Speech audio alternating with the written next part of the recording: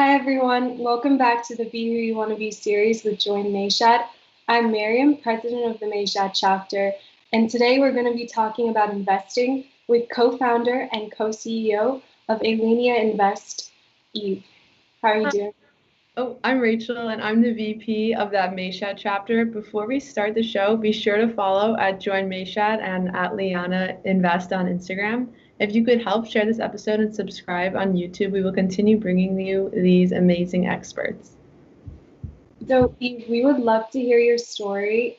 As a young female entrepreneur, what motivated you to create Alinea Invest, and what interested you in collaborating with Anam to create this platform?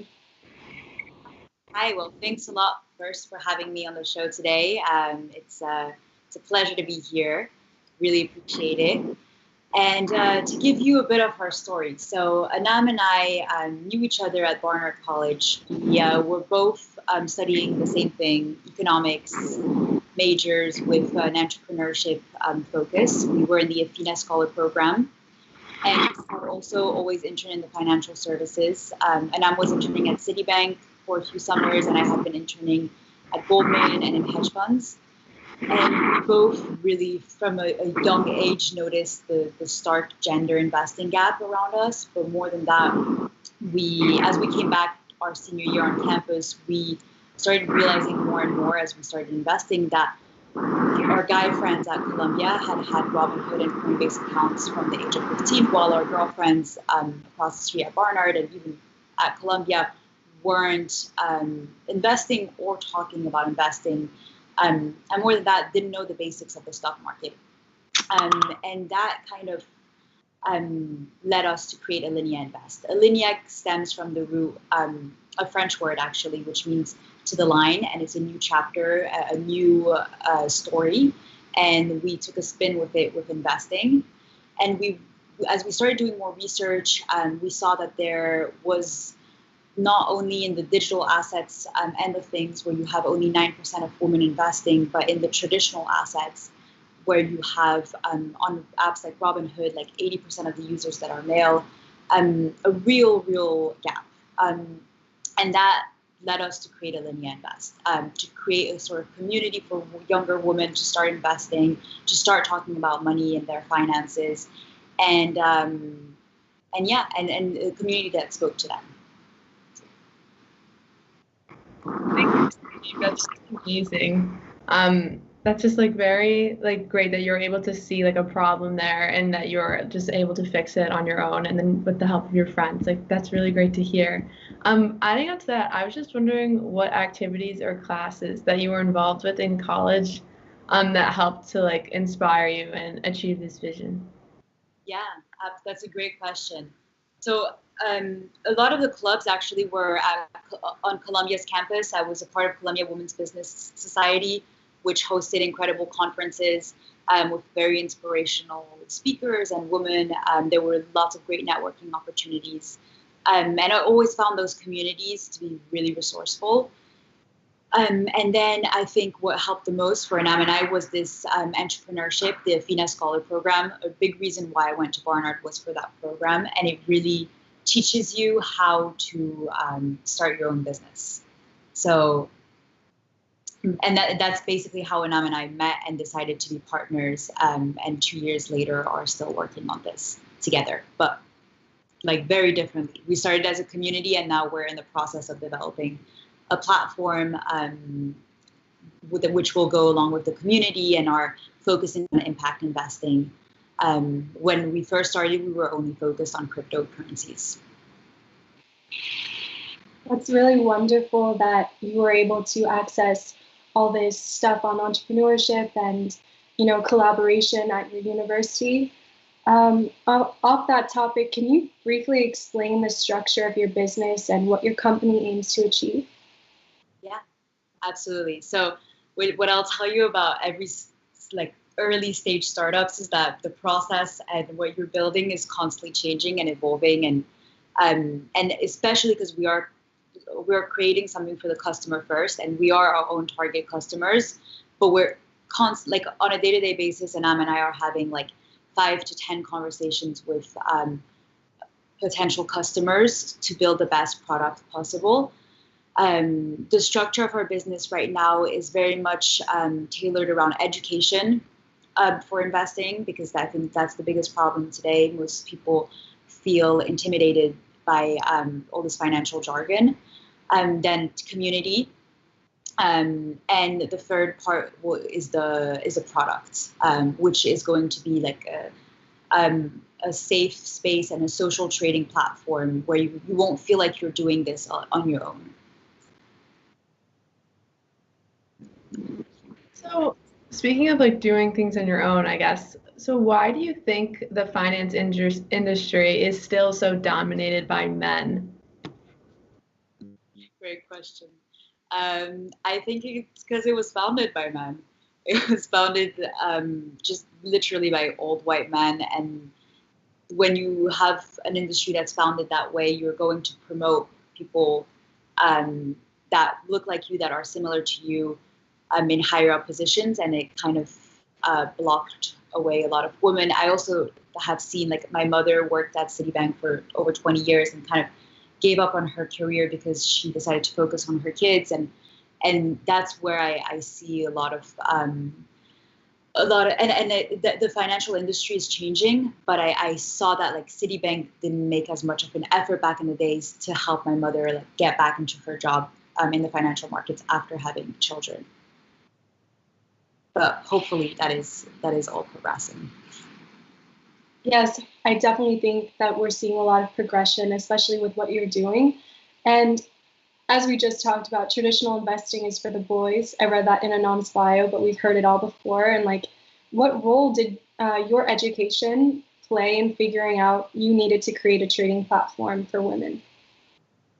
Great question. I grew up around, both my parents were in the financial services, so the markets and investing was around the dinner table, was a topic around the dinner table every single night, which I was very lucky to have.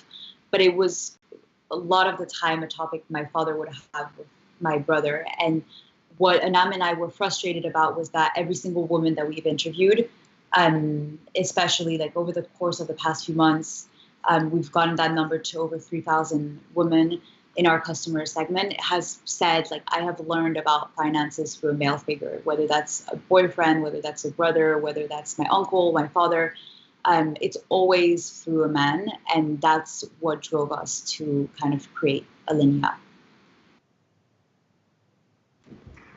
So were there, like, times you felt discouraged and just thought about not going through with, like, this mission? Yes. I mean, no, because I think at the end of the day, Anam and I have been so passionate about this that we've continued it through, like, having full-time jobs on the side.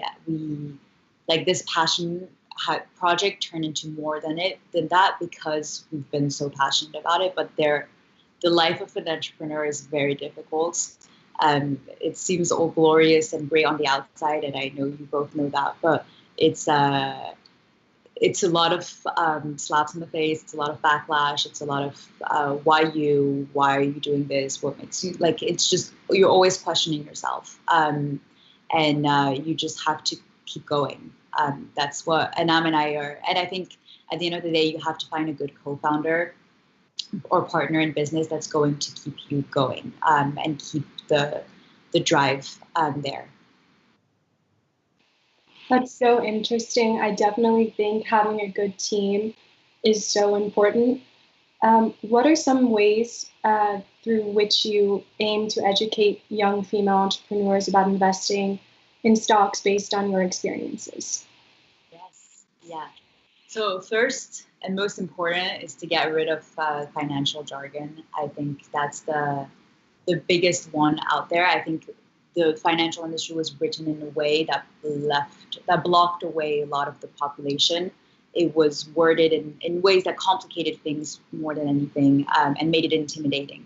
So that's what we're trying to reconstruct, the way that things are expressed. We are trying to educate also people on investment decisions based on ESG scores, which is something that you're not really going to see on your Robinhood app or on most of these trading platforms today. you don't really have visibility on the impact, the social impact a company is having on the world, which we think is super important. And I also think that, I mean, eventually, like through visuals, I think visuals are incredibly important, and explaining concepts visually is a way that I would like to educate more people around me. Shifting gears a bit, how would you say the pandemic affected your overall investing strategy, if it did? That's a great question. Yeah, I mean, I started hedging, like shorting a lot of the investments that I had. Definitely, the markets, I think, for a lot of people, surprised us, but I kept my long-term strategy of betting on companies that I believe in. So yeah, in that sense, didn't really impact it that much. I invested in Zoom though quite early on, so quite early on during at the beginning of the pandemic, so that was pretty good. But yeah, I think with the pandemic or with anything that's going on in the world, having that long-term strategy and not having that day trading mentality is crucial. Definitely, that's something I'll take away from this, having a long-term strategy. How do you plan on educating young female entrepreneurs and others through your social trading platform, and specifically regarding buying and selling stocks? Good question. Well, young female entrepreneurs, I mean, ideally would love to kind of set up a small incubator within Alinea and help support, women businesses, especially in early stages, like in pre-seed rounds. I know how complicated that stage is and how hard it is to raise money, especially as a woman. So definitely that's down the line. But more importantly, with the stock market, I think that's why Anam and I have launched a campus ambassador program, is really to teach women how important it is to start investing early on.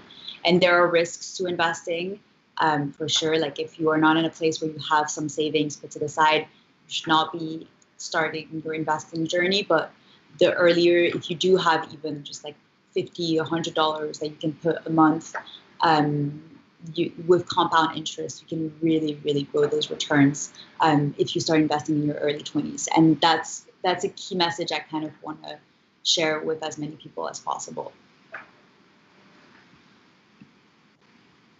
So, like, touching onto your platform that's coming out soon, correct? Yes. Okay. How does it compare to others like Robinhood or Ameritrade? Yeah, great question, and we get that a lot.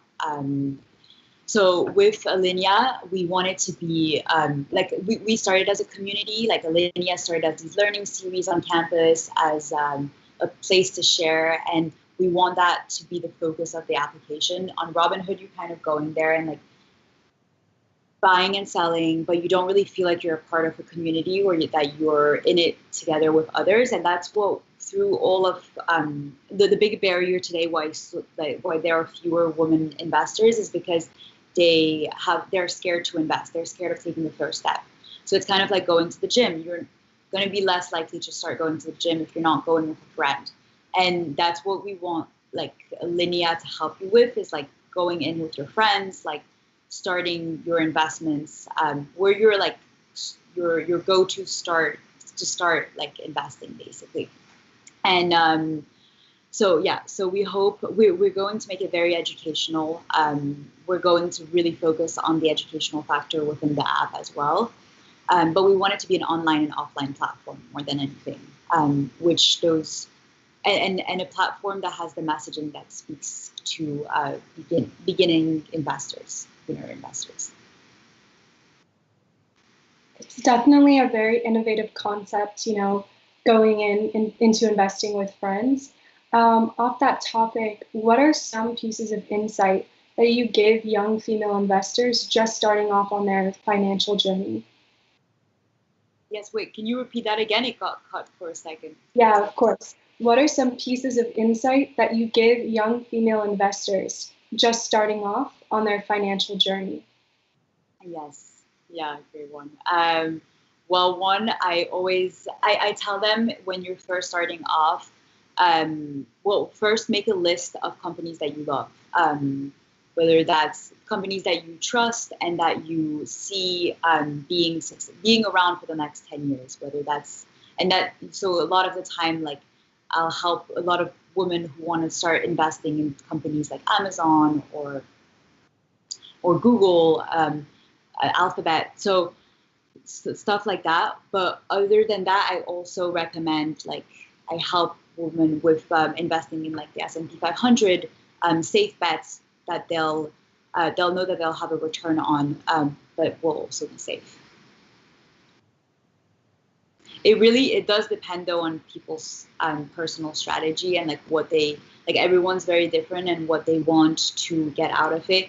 Like my first investments were in cryptocurrency, and that's like very far away from a safe bet. But I was fascinated by it, and the biggest recommendation I can give is to really follow the news. It's super important. Like even if you're not investing, but constantly like especially read up about companies that you're interested in, that you want to invest in. Constantly, yeah, being on top of the news is something that everyone should do. Who are some of your female role models? Great question. Christine Langarde is one of mine. Wait, I'm blanking on her name, but I remember her name. It's Alexa von Taubel. She created Learn Best. I don't know if you both know it, but she kind of realized the same thing that Anam and I both realized when we were in college, and she took a different route towards it. Like we're more focused on the investing route, but she wanted to do more of like the helping you with your finances and financial planning. But she's been a true inspiration, and now she's launched this VC called Inspired Capital. And we were invited at the Forbes 30 Under 30 Summit recently, and I saw her speak, and she's really amazing. So that's really cool. So what kind of women or people are you targeting? I know you touched on this earlier. Is it college educated, international, American, young, older, and is it necessarily just for women too? So no, it's open for everyone, but the problem that we're trying to fix at hand is for women. So we are definitely going to target women. It's more like when you look at Ellevest is a robo-advisor model, so it's very different, but it's also they're targeting more middle-aged women. We want to target women right when they get to university, at 18 to 34 years old. I would say is our target range. Those are crucial years, especially when you are entering school, because if you're not really learning about this stuff when you are in college, you will most likely only start investing post your 30s, 40s. So it's very important for you to get an early start. And we're going to start in the US, but eventually my dream is to expand to go to Europe, especially when you think it's bad actually in America, it's way worse all around the world. So the goal is to definitely expand and be global. Amazing. Also, speaking on just like keeping up with the news, which we talked about a little bit earlier, I saw like on one of your Instagram posts that you had a post from the Morning Brew, which like I'm subscribed to and I really like. I was wondering if you have like any other like similar news sites like that you would recommend. Yes. Yeah. Well, one that I loved, which kind of like allowed me to join my first finance community, was Finimize. Finimize is one that I read constantly, and they have an app actually where you can read about the news and listen to their podcast. It's really great. There's another newsletter that I love called Titan, and it's another robo-advisor kind of style of a platform, which is called Titan Invest. And their newsletter is great because they just like summarize everything in like 3 big points, and it's super clear and clean and easy to understand. So those two. I'll think of some others if you want me to send some. PitchBook. PitchBook is actually really good. They talk more about the investors, VC worlds, more of the private markets, but they're a really great newsletter. That's great. I look forward to reading those. And in addition, who have you partnered with, and who do you look forward to partnering with? Great question. So we just went through the IBM Columbia Accelerator program, so kind of partnered with them. They really helped us get our app launched and off the ground, like the beta version launched. We kind of put on hold our partnerships for the meantime. We were partnered with a few associations in school during our senior year. But as we've really been building out the Campus Ambassador program and focusing on the product, we haven't really partnered up. We haven't built out our partnership end of things. But there are so many organizations I want to partner up with. It's definitely on the roadmap. Like Girls Who Code. And there's just a bunch that I love that are well noted, and even chapters in school, like the Smart Women Securities chapters, and that's one also that really helped me.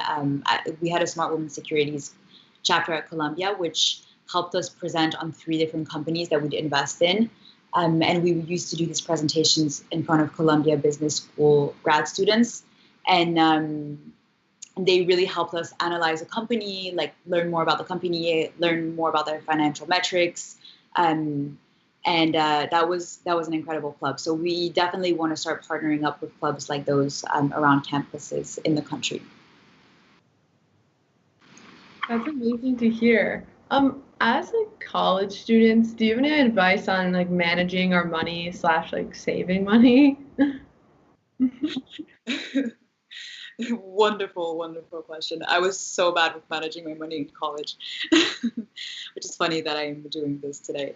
But I think, no, what I used to do is I would have an Excel. I did it very old school, but I kind of budgeted out. Like now there are so many applications that you can use, but kind of like kept track of where my money was going every month. And I would really recommend Acorns, as David and I was speaking about earlier, because it does help with putting money aside, especially when you're used to spending so much. Having that like saved money on the side is quite helpful. But yeah, definitely try to keep an eye on your spendings. I would check my Citibank app every day and see like how I was doing. But yeah. That's a really good piece of advice. So off topic, I saw on your website a little bit about emerging asset classes. Could you expand upon what those are? Yes. Yeah, of course. And so that's a bit about, so when we first finished the IBM, and we're in the process of renewing the website also, should be live in the next 2 weeks, which I will share with you all. But yeah, emerging asset classes are a mix of the traditional assets, so your classic like Disney, Apple, Facebook stocks, or ETFs, and your digital assets, which are cryptocurrencies. And we wanted to really focus on putting out through categories on our app, like basically asset classes that we think are in emergence, are new and upcoming. And that's in the process. It's more of like the vision, but it's right now with the regulations, because the fintech space is so regulated and such a hard industry to get into, that the beta and the first versions of the app aren't going to have that. But yeah, emerging asset classes basically meant like assets in the class of emergence. So. And basically as well with the ESG factors, we really wanted to highlight stocks and companies that are going to really focus on having good environmental, social, and governance scores.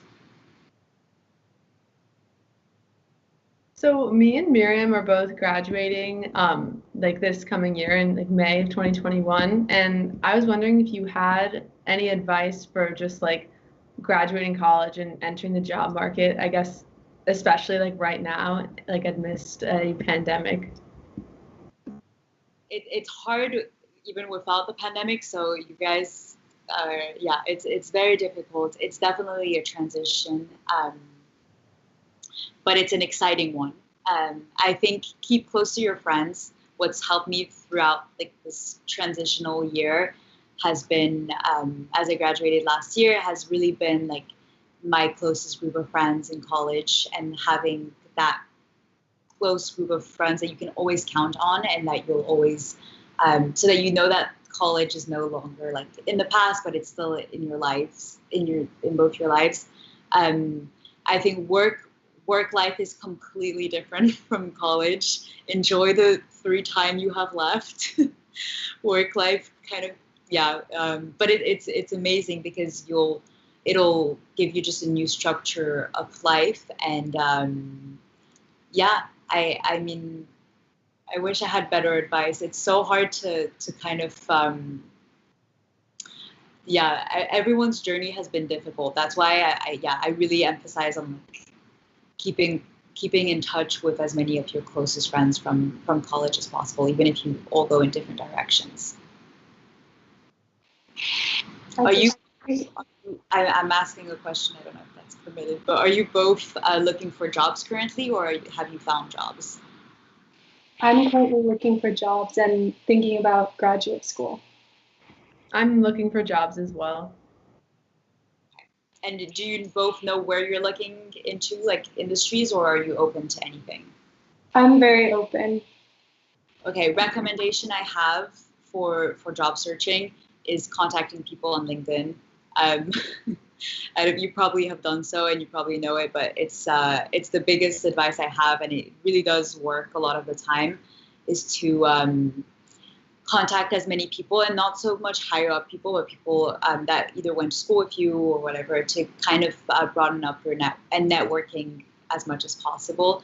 There's a website called Lunch Club, which is pretty great, where you can kind of meet people and look for jobs and look for connections. But yeah, following this call, I'll send you guys a few things to look at. Amazing, thank you. Thank you so much. On top of that, so how did your entrepreneurship program at the Athena Center for Leadership Studies help you develop your idea for Alinea? Yeah, that's great. I think it was a lot of the structure around the entrepreneurship program. Every week we had to deliver on something else. We were given a budget of $500, which was not a lot, but it definitely helped us get the ball rolling, like get us a website, get us swag, get us all that kind of stuff.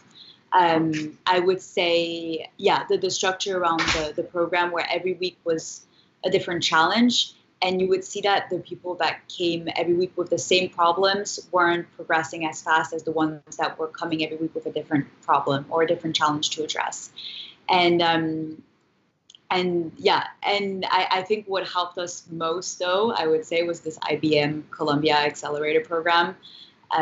Not that I didn't love the Athena one, it was incredible and it got us off the ground, but the IBM Columbia Accelerator really got us kickstarted and completely helped us reshape what we were doing. And it's crazy how like a small amount of money, like a small grant, can get you a really long way.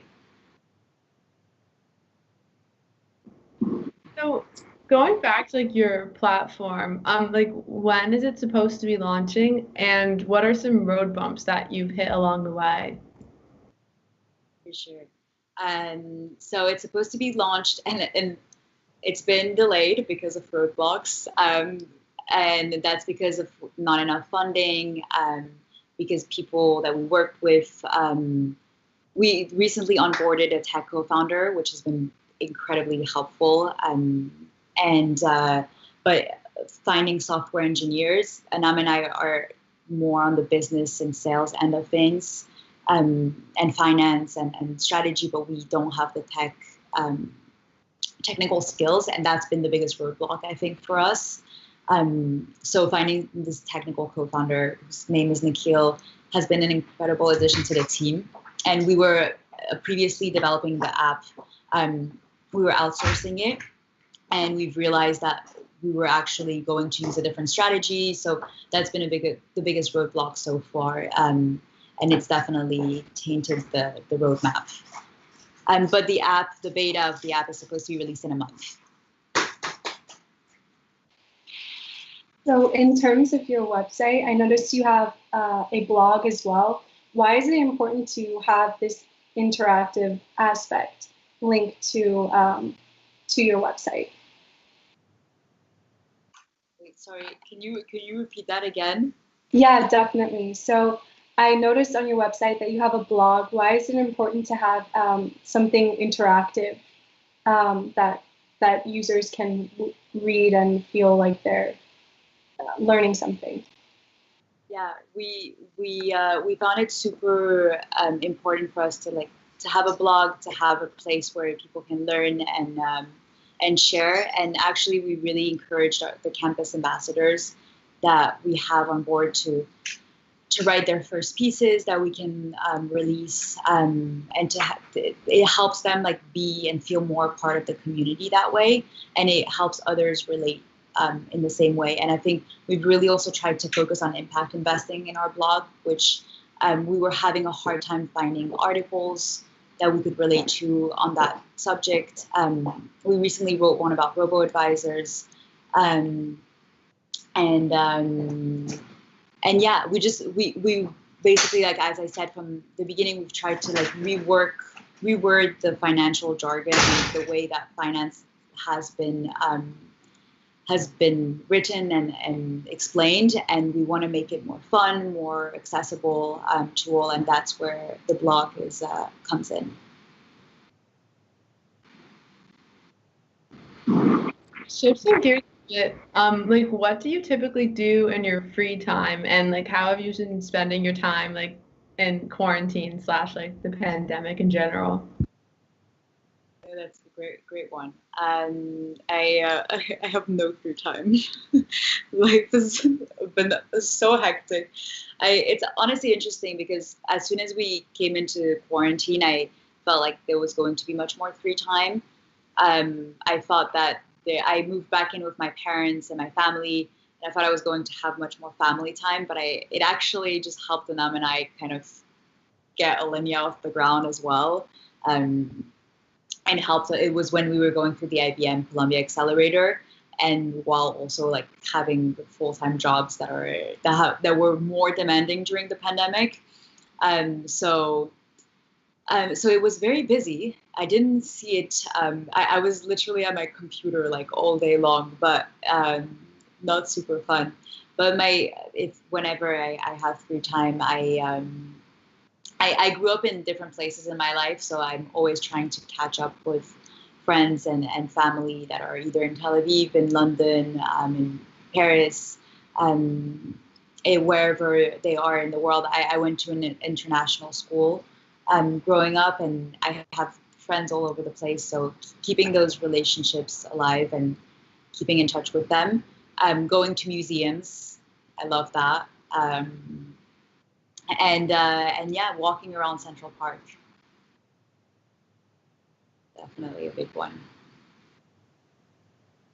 And pre-pandemic, it was going to conferences. I was obsessed with going to at least 1 or 2 events or conferences where I could, around fintech most of the time. That's a really great way to spend your time. In terms of your short-term and long-term goals as a company, what are those, and also your goals as a female entrepreneur? Sure. So short-term goals in the next 3 to 12 months, I think we really want to be able to have a product that we're happy with off the ground, a broker-dealer license, having more of the regulatory issues that we're facing right now figured out, having raised a bit of capital to help us grow the team and get started, yeah, kind of have everything fitting in place and understanding as much as possible and testing as much as possible our app to create the best product possible. Yeah, the best product for our customers. Long-term goal though is to